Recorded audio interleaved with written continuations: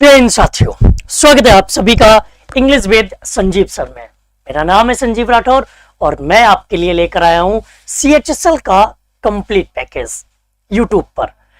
2022 में 24 मई से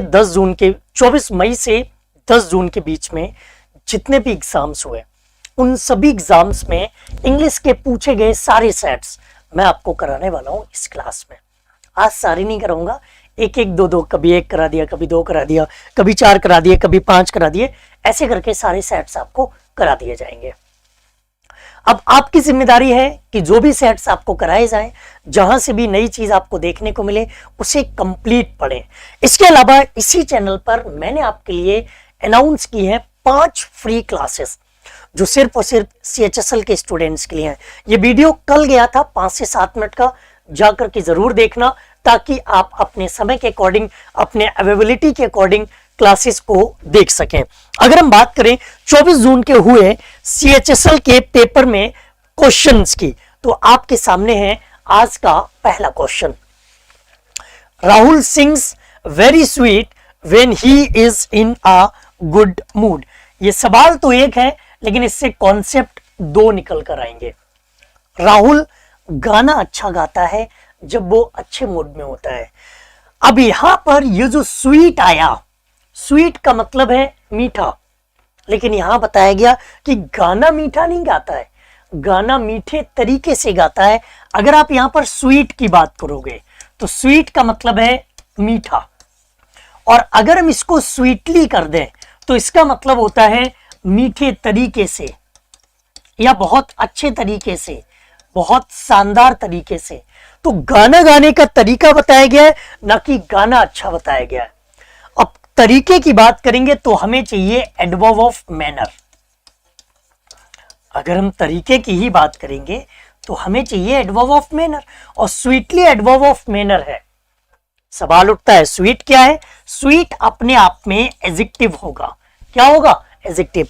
अब यहां पर गाना गाने के तरीके की बात की गई है, और जब हम तरीके की तरफ जाएंगे तो क्या यूज करेंगे? स्वीटली यूज करेंगे, और यहां पर यही गलती है। एक और क्वेश्चन यहां आर्टिकल का बड़ा अच्छा आप बना सकते हो। अगर आप CHSL के कंप्लीट नोट्स तैयार कर रहे हैं तो जरूर नोट करना है इसको।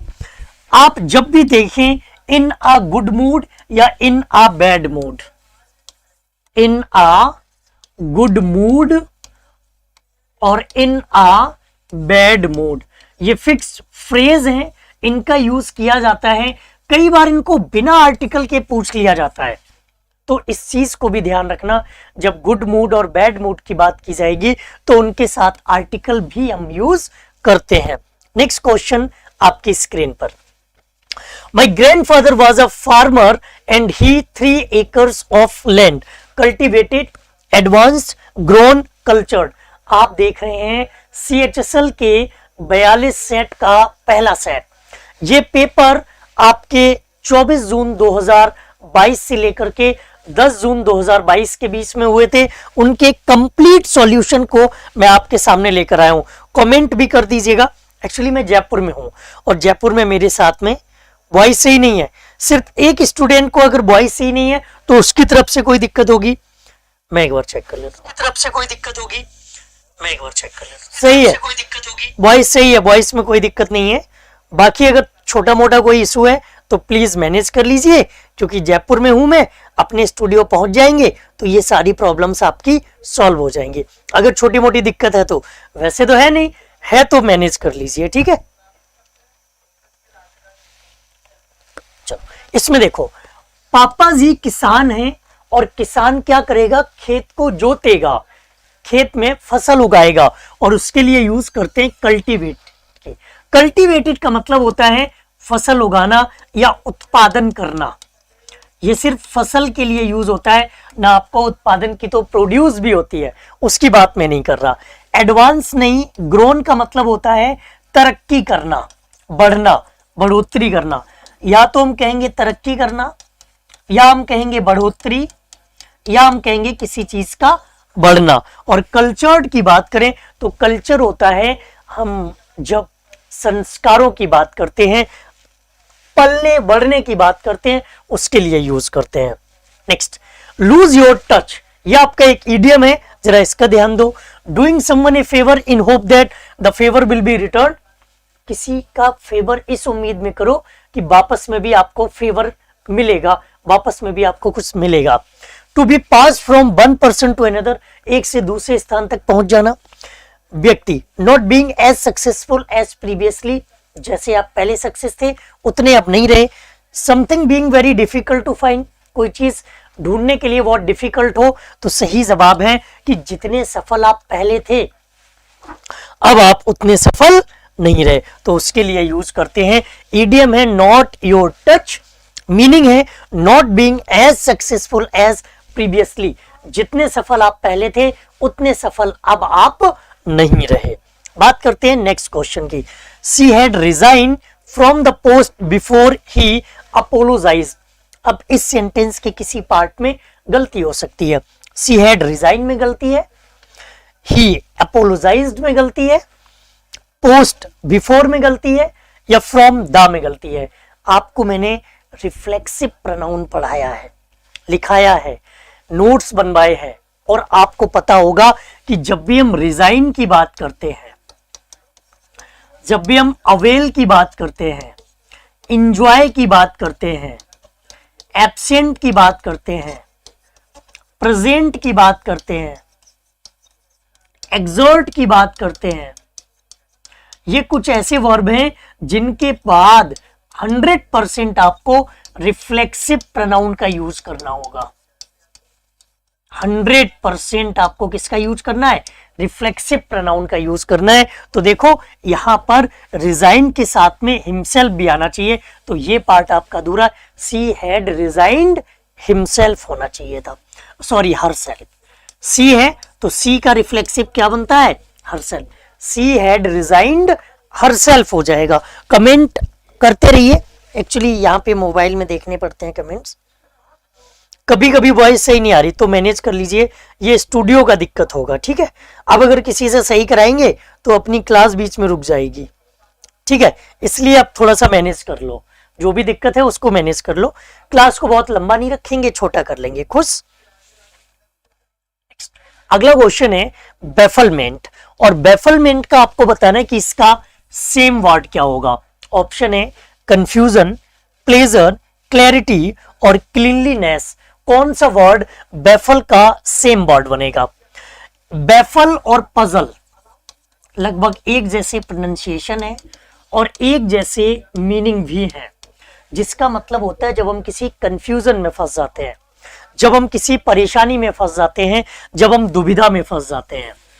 प्लेजर का मतलब होता है सुख, आनंद। क्लैरिटी का मतलब होता है स्पष्टता, किसी चीज की पूरी तरह से क्लैरिटी। क्लीनलीनेस का मतलब होता है सफाई।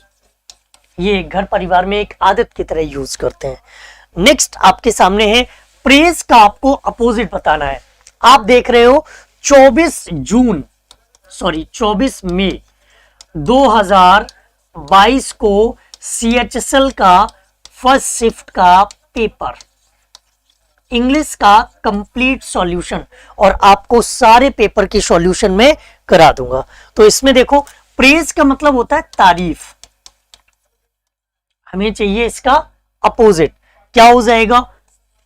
कंडेम, मतलब बुराई।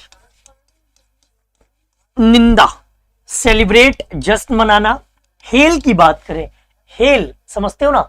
हेल का मतलब होता है जयकार करना, किसी की बड़ी बड़ी बातें करना, किसी के नारे लगाना, संजीव सर की जय, हमारे स्टूडेंट्स की जय, स्टूडेंट्स के मम्मी पापा की जय, जय जय। सिक्योर मतलब सुरक्षित करना। नेक्स्ट अगला क्वेश्चन है we want to divide the expenses between the three of us. अब इस बिटवीन में अंडरलाइन है, कोई गलती है। ऑप्शन है एट, अमोंग, फ्रॉम और फॉर। देखो क्या गलती है, एक बार सभी लोग थोड़ा सा इसको सर्कुलेट कर दीजिए। और मैंने ये सेशन जो स्टार्ट किए ये उन स्टूडेंट्स के लिए ये स्टार्ट किए जिनको वास्तव में कंप्लीट ग्रामर चाहिए, कंप्लीट कोर्स चाहिए, वोकैब का कंप्लीट प्रैक्टिस सेट चाहिए, साथ ही साथ आपको चाहिए कंप्लीट इंग्लिश ग्रामर। वो सारी चीजें आपको इस चैनल पर मिल जाएंगी, ठीक है।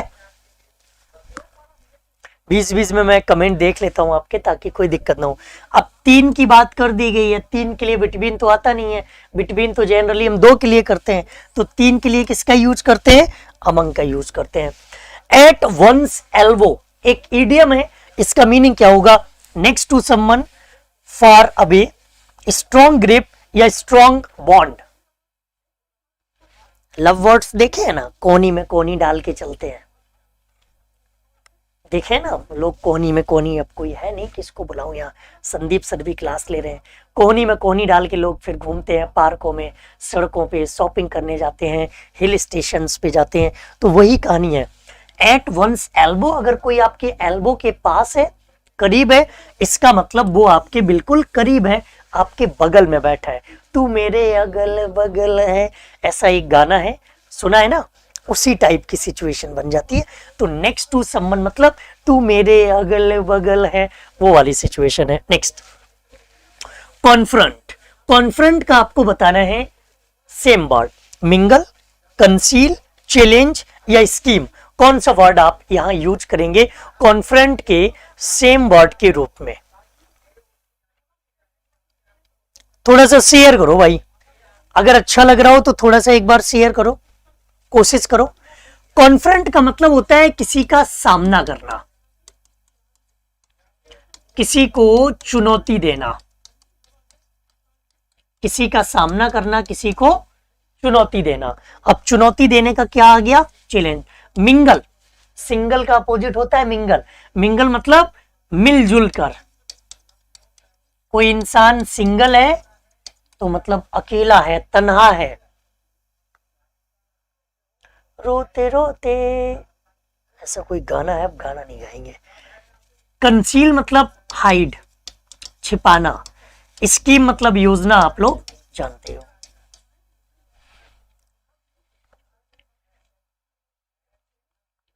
After a long and fun filled day the children slept themselves peacefully. बहुत मौज ली पूरे दिन, बहुत मजे किए पूरे दिन, फिर बच्चे सो गए। तो देखो, a long and fun filled day में कोई गलती है, स्लेप देमसेल्व्स पीसफुली में कोई गलती है, द चिल्ड्रन में कोई गलती है, या फिर आफ्टर में कोई गलती है? कहां पर गलती नजर आ रही है?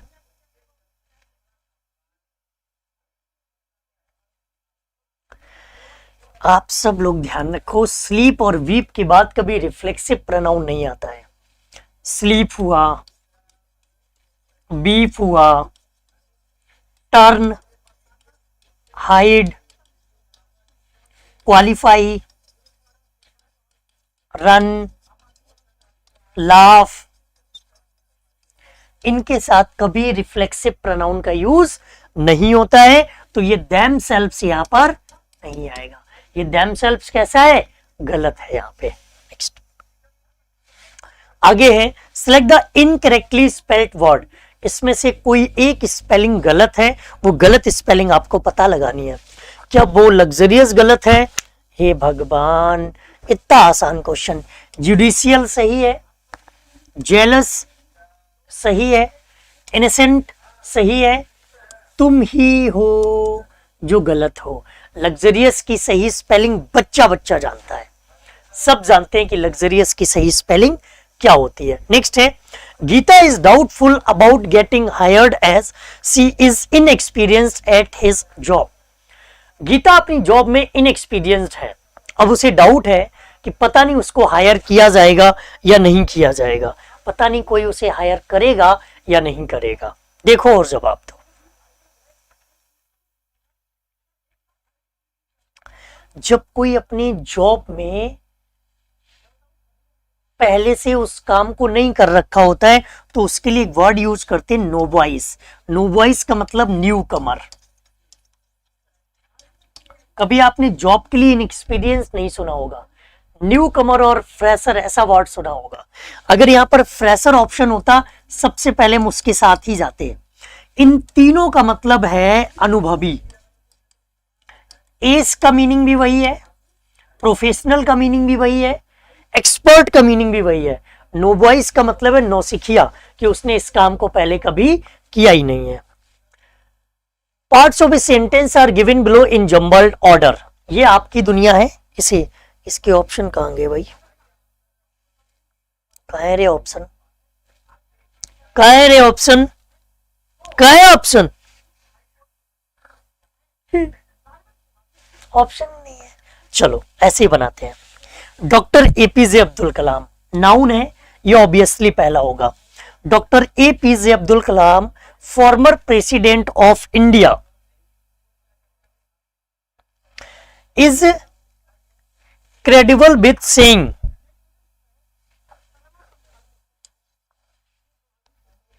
if you want to leave your footprint on the sands of time, do not dry your feet.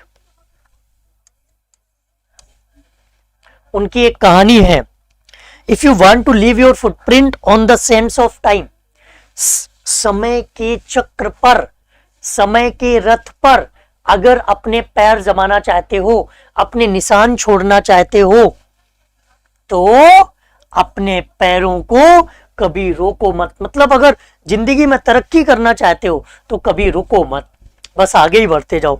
तो सही सीक्वेंस क्या है? DACB। नहीं है ऑप्शन तो कोई बात नहीं। आर्गुमेंट, परफॉर्मेंस, वैल्यूएबल, सेक्रेटरी, कौन सी स्पेलिंग गलत है? गलत स्पेलिंग आपको पता लगानी है।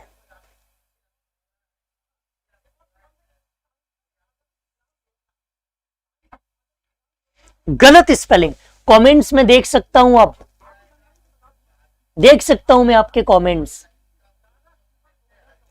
देख रहा हूं मैं आपके कमेंट्स। लो लगा लिए सबके कमेंट्स, देख रहा हूं मैं आपके कमेंट्स।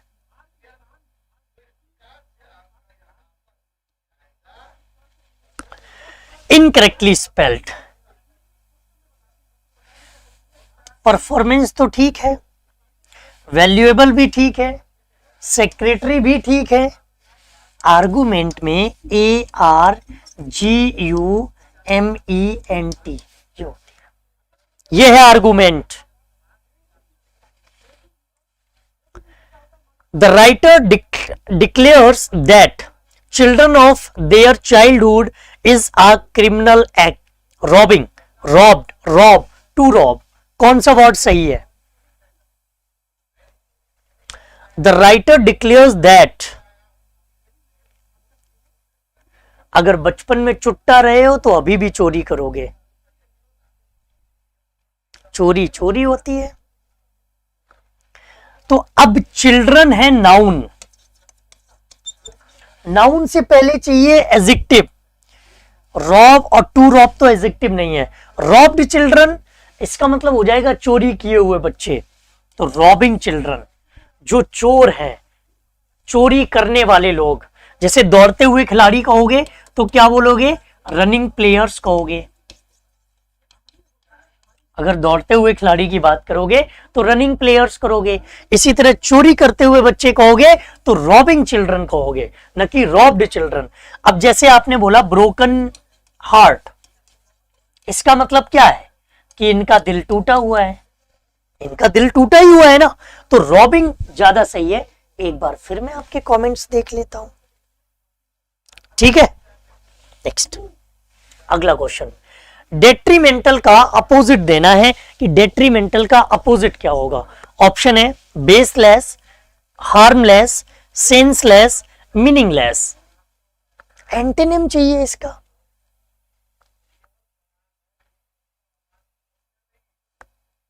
हाँ हाँ ठीक है, नहीं नहीं नहीं ठीक है। डेट्रीमेंटल का मतलब होता है हानिकारक, नुकसानदायक। क्या बोलेंगे? हानिकारक, नुकसानदायक, यह आपका डेट्रीमेंटल है। तो हार्मलेस हो जाएगा, क्योंकि इसका सीधा मतलब तो है हार्मफुल। अब अगर आपको हार्मफुल का अपोजिट चाहिए तो हार्मफुल का अपोजिट क्या हो जाएगा? हार्मलेस। बेसलेस का मतलब होता है जिसका आधार ही नहीं है। सेंसलेस का मतलब है जो एकदम बुक है, लुल। मीनिंगलेस जिसका मतलब ही नहीं है, अर्थहीन हो जाएगा। नेक्स्ट, ब्लो अप, ये आपका एक इडियम है जिसका आपको मीनिंग बताना है। ऑप्शन है to sacrifice, to live up greatly, to destroy by an explosion, to stand upright.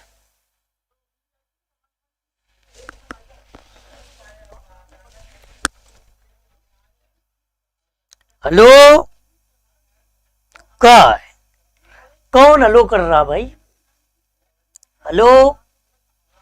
Blow up, blow up का मतलब होता है विस्फोट में बर्बाद हो जाना।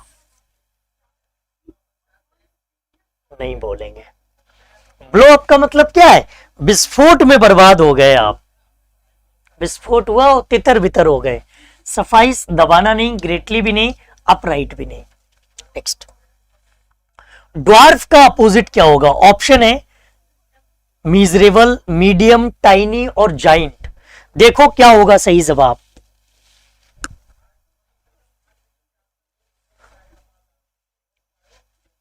देखो 42 सेट कराने हैं हम लोगों को, और केवल 42 सेट ही नहीं कराने हैं, 2012 से लेकर के 2022 तक के सारे सेट मैंने परचेज कर लिए, सब खरीद लिए। उन सब के पीडीएफ भी आप तक पहुंच जाएंगे, कोई बुक भी नहीं खरीदनी पड़ेगी आपको, क्योंकि मेरी नजर में सबसे बढ़िया किताब प्रीवियस ईयर की बुक है। अब 10 साल के किसी में प्रीवियस ईयर हो, उसकी कीमत 400-500 रुपए तो होगी उस किताब की, तो वो मत खरीदना। मैंने परचेज कर लिए, वो एसएससी पोर्टल से खरीद लिए मैंने, तो वो मैं आपको सॉल्यूशन के साथ करा दूंगा। भाई किसी बुक में ऐसे थोड़ी ना प्यार से समझाएगा कोई, हंसते मुस्कुराते, ठीक है? तो वो भी मत खरीदना। और ये सारे मैं धीरे धीरे, अगर आपको एक साथ चाहिए हो तो मैं एक साथ भी दे दूंगा। अगर किसी को ये हो नहीं एक एक करके सेट दोगे, कभी 4 करा दिए, कभी 5 करा दिए, कभी 1 कराया, कभी एक भी नहीं कराए, तो ऐसे करके सारे सेट करा देंगे। और लगभग मैं टारगेट कर रहा हूं कि सीएचएसएल और एमटीएस के लिए इस बार 1 लाख क्वेश्चन करेंगे अपन। 1 लाख क्वेश्चन रोज, 150, 200, 400, 400 ज्यादा बोल दिया, चलो बोल दिया है तो करा ही देंगे। ड्वार्फ का मतलब होता है बौना, अपोजिट हो जाएगा जाइंट, बहुत बड़ा। मीजरेबल नहीं, मीडियम नहीं, टाइनी होता है छुटकू सा, छोटा सा। Next, small drops trickle down the red and yellow tassels of canopies and dampen the heads of little boys। तो इसमें से कोई एक वर्ड गलत है, उसकी स्पेलिंग गलत है, वो स्पेलिंग आपको ढूंढ निकालनी है। ऑप्शन आपके सामने है, कौन कौन से ऑप्शन है चच्चा? कैनोपीज, टेसल्स, डैम्पन्ड और ट्रिकल्ड। कोई एक ऑप्शन, एक स्पेलिंग गलत है, और वो गलत स्पेलिंग ही आपको पता लगानी है।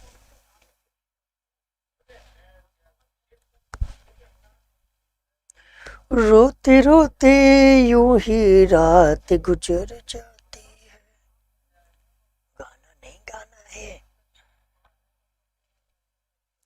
टेसल सही है, डैम्पन सही है, ट्रिकल गलत है, कैनोपीज गलत है।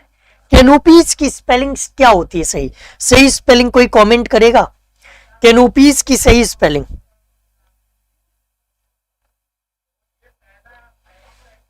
कैनोपीज की सही स्पेलिंग क्या होगी? अरे बोलो।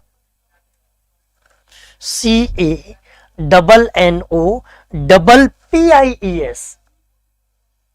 मिल गई? आए, अब तो क्लोज टेस्ट आ गया भाई। पहले पढ़ो इसको। Competition is a necessary prospect for individuals with particular qualities, but only those who can their minds to work hard every day and prove themselves will be able to this arduous battle. This is a never ending race to the finish line, and only those who put in the effort and dedication will make it to the end. पढ़ो एक बार इसको, और मैं इसके option यही लिख दूंगा, ठीक है? आपके सामने इसके ऑप्शन लिख दूंगा मैं।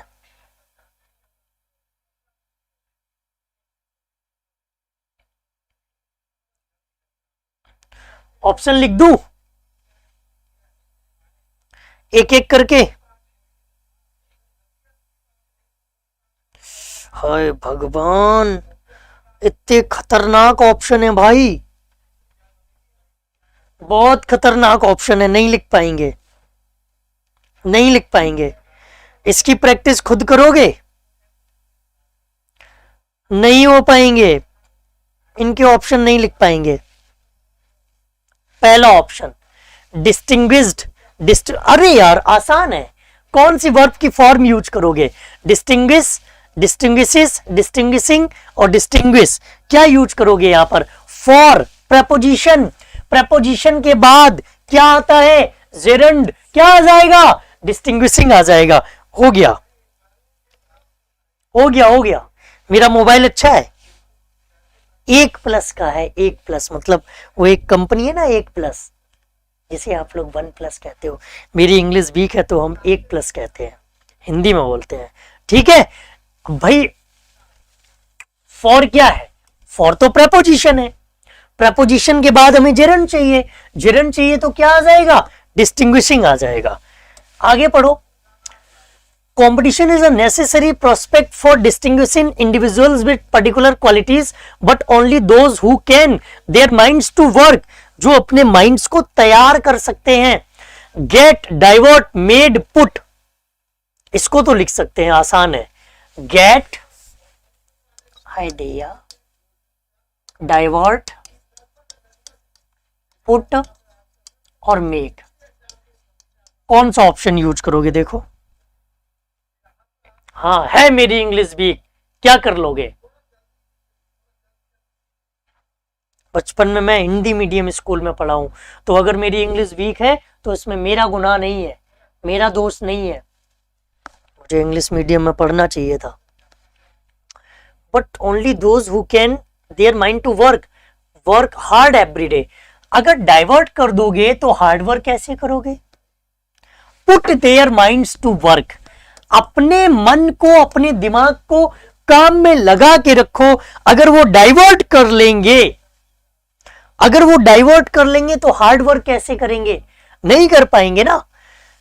And prove themself will be able to, अब वो प्रूव करेंगे। क्या प्रूव करेंगे? Overcome, overload, overpaid, over enjoyed. अब उनको बाहर निकलना है किस चीज से? ये जो युद्ध है, ये जो युद्ध चल रहा है ना, उससे खुद को बाहर निकालना है। बाहर निकालने का मतलब है जीत कर आना है। क्या करना है? जीत कर आना है। मजा आया? क्या करना है? जीत कर आया है। मेरे मुंह से गए। Next,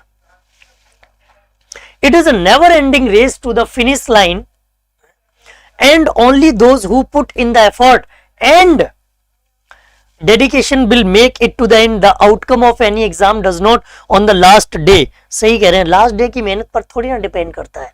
awake, arise, arrive, abyss, last day जो आपने मेहनत की है उस पर नहीं डिसाइड करता है कि एक दिन जागे और उसी में कल पढ़ लिया 13-14 घंटा और पेपर फाड़ डालेंगे, ऐसा कुछ नहीं होता।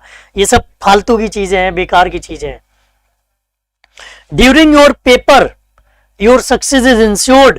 What every morning that you put in work, students must be aware of the tough environment they are entering the and prepare in order to improve their chances. अपने आप को एक ही चीज में लगाए रखना है। और कैसे? कंसिक्वेंटली, लगातार निरंतर रूप से पढ़ते जाना है, पढ़ते जाना है, लड़ते जाना है, और तभी जीत पाओगे जब हर बार पढ़ोगे, हर बार जीतने की कोशिश करोगे, हर रोज प्रयास करोगे। एक दिन प्रयास करने से कुछ नहीं होगा। बोलो आंसर करो भाई, आंसर करो सब लोग।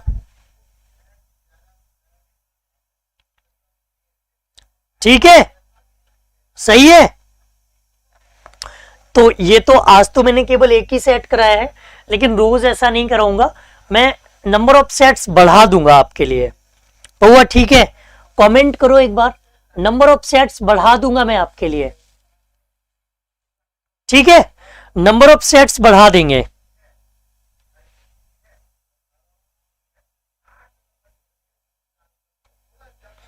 ठीक है, चलो, अच्छा लगा है तो लाइक कर दो, बहुत अच्छा लगा हो तो शेयर कर दो, बहुत अच्छा लगा हो तो चैनल सब्सक्राइब नहीं किया तो कर लीजिएगा। हमारी मुलाकात आपसे कल सुबह 9 बजे होगी। आज रात को 9 बजे कोई सेशन नहीं आएगा क्योंकि ऑफिस में हूं और ऑफिस बंद हो जाता है और घर से लेट नाइट क्लासेस पॉसिबल है।